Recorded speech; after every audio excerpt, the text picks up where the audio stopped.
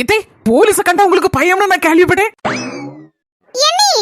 போலீஸ கண்டா மட்டும் பயம் இல்ல, யார் காக்கி சட்டை போட்டிருந்தாலும் அவ்வளவுதான் எங்க அம்மா பயந்து செத்துருவா. ஆமா மர்மல, நான் எது கண்டும் பயப்பட மாட்டேன், ஆனா போலீஸ கண்டா மட்டும் கொஞ்சம் பயப்படுவேன்.